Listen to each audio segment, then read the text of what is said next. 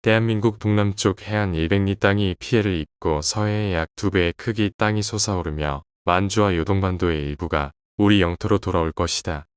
그때가 되면 전 세계 인구의 약 60에서 70%가 사라질 것이며 세계의 많은 사람들이 놀라며 순식간에 죽게 된다.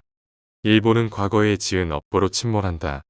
타너스님은 1983년 자신의 임종 시간을 불과 몇 시간 차이로 적중하는 정확성을 보인 인물입니다.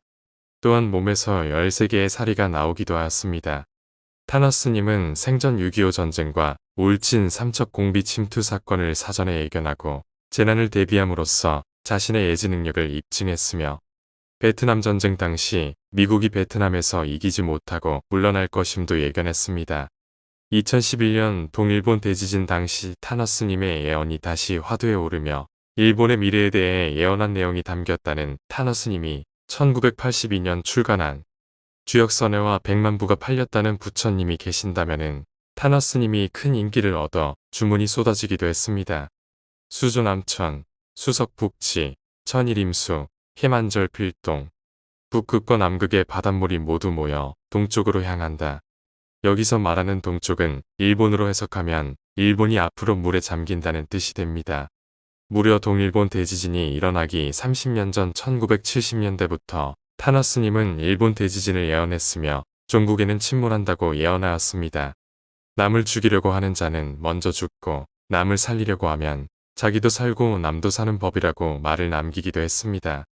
타너스님은 주역과 정역을 바탕으로 한 예지력을 통해 한국과 세계의 미래를 예견하며 특히 한반도의 통일, 일본의 대재앙, 그리고 전 세계적인 변화에 대한 예언을 남겼습니다. 타너스님은 단순한 예언가가 아니며 주역과 정역, 동양 철학의 정통한 대석학으로 한국과 세계의 운명을 꿰뚫는 통찰력을 지닌 인물이었습니다. 그의 예언은 단순한 추측이 아니라 깊은 학문적 기반 위에서 이루어진 것으로 그중 상당수가 적중하며 오늘날까지도 사람들을 놀라게 하고 있습니다.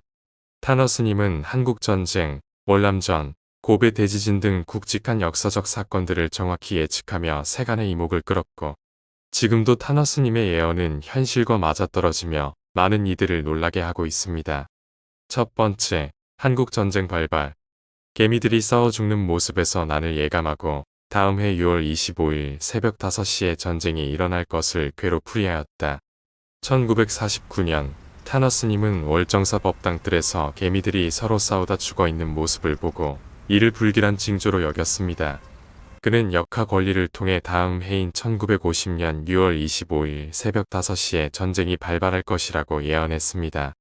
실제로 그 날짜와 시간에 한국 전쟁이 발발했습니다. 타너스님은 이를 대비해 제자들과 함께 경남 양산의 통도서로 피신하며 화를 피했습니다. 두 번째, 베트남 전쟁에서 미국의 패배. 월남은 남쪽으로 화의 기운이고 미국은 서쪽으로 금의 기운이다. 화극금의 원리로 미국은 월남에서 패배할 것이다. 타너스님은 역학을 통해 베트남이 남쪽으로 화의 기운을, 미국이 서쪽으로 금의 기운을 가지고 있다고 풀이했습니다. 그는 화극금의 원리로 미국은 베트남에서 패배할 것이다라고 예언했습니다. 당시 많은 사람들은 초강대국 미국이 패배할 것이라는 말을 믿지 않았지만 결국 베트남 전쟁에서 미국은 패배하며 그의 예언은 또 한 번 적중했습니다. 세 번째, 고베 대지진 예언. 내가 죽은 후 12년 뒤 일본 고베의 대지진이 발생하고 큰 피해를 입을 것이다. 타너스님은 자신이 입적한 후 12년 뒤 일본 고베의 대지진이 발생할 것이라고 예언했습니다. 실제로 타너스님의 입적 후 정확히 12년 뒤인 1995년 고베 대지진이 발생하여 수천 명의 사망자와 막대한 피해를 남겼습니다. 이 사건 역시 예언대로 이루어졌습니다. 하지만 아직 미래의 예언은 실행되지 않았습니다. 타너스님은 이렇게 경고했습니다. 운명의 수레바퀴는 이미 움직이고 있다. 지금 준비하지 않으면 다가올 혼돈 속의 길을 잃고 말 것이다. 한국에서 을사년은 항상 큰 변화가 있던 시기였습니다. 1365년 고려 공민왕 14년 개혁의 일환으로 신돈의 등용, 1425년 세종 7년 금속활자 장자를 배포하며 새로운 시작을 알림, 1545년 조선의 권력 다툼으로 을사사화의 대규모 숙청이 발생, 1905년 한국사에서 잊을 수 없는 대한제국의 외교권을 박탈하는 일본의 을사늑약 강제 체결해 1965년 대한민국 초대 대통령 이승만이 떠나고 20년 뒤 한국과 일본의 국교 정상화 조약으로 새로운 전환점을 맞이하는 해였습니다. 그리고 현재 2025년 탄핵과 조기 대선 등 대한민국 정치로 사회적 혼란이 지속되고 전쟁과 바이러스가 창궐하고 있는 현재, 타너스님이 내다본 2025년 이후에 세계가 어떤 모습일지를 심도 있게 탐구해 보겠습니다. 타너스님은 2025년 이후를 새로운 시대의 시작점으로 보았습니다. 타너스님은 이 시기를 인류가 대재앙과 혼돈을 겪는 동시에 새로운 질서를 맞이하는 전환점으로 예견했습니다.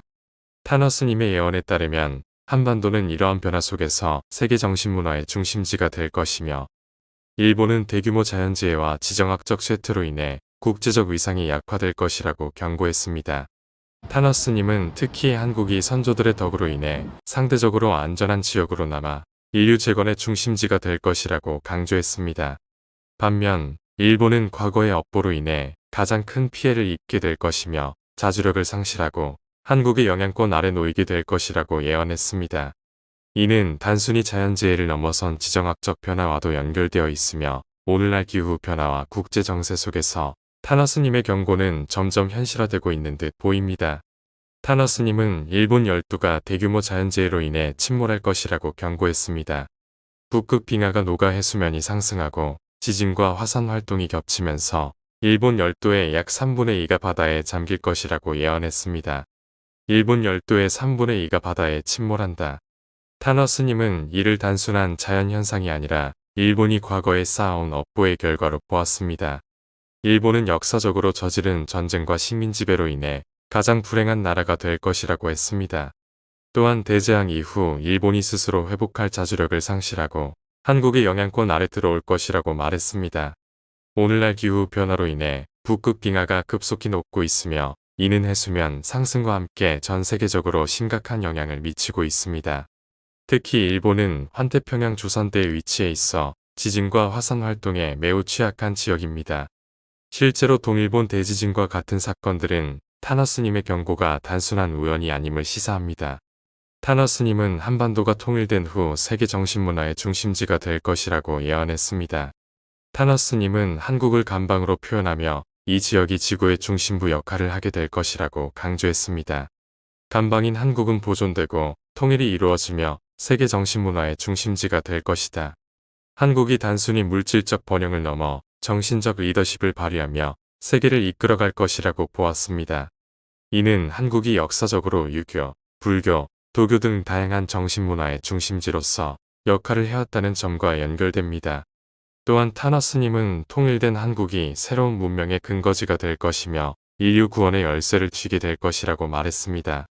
현재 한국은 기술 혁신과 문화적 영향력을 통해 국제 무대에서 점점 더 중요한 역할을 맡고 있습니다.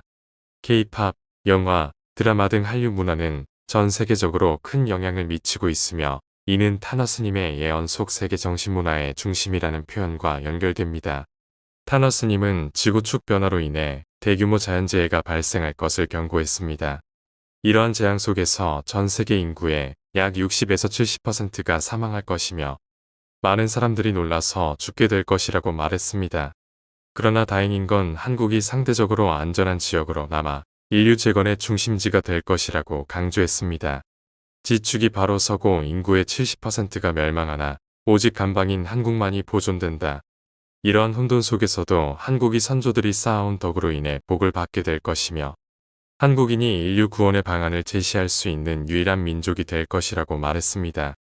하지만 타너스님이 말하길 지금의 결실의 시대로 열매를 맺으려면 반드시 한 번은 꽃잎이 져야 한다고 말했습니다.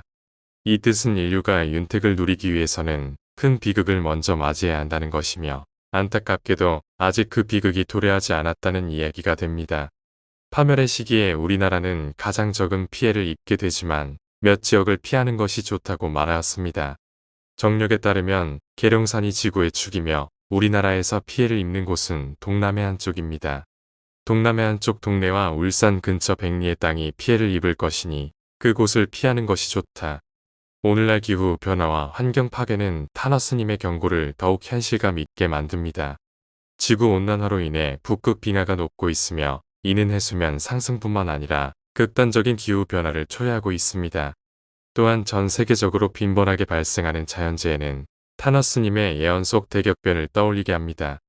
2025년 이후 우리는 새로운 시대를 맞이하게 될 것입니다. 하지만 그 시대는 갑작스러운 변화와 혼돈 속에서 찾아올 것입니다. 타너스님의 예언 속에서 우리는 단순한 경고를 넘어선 메시지를 발견합니다. 변화는 피할 수 없지만 준비된 자만이 그 변화를 주도할 수 있습니다.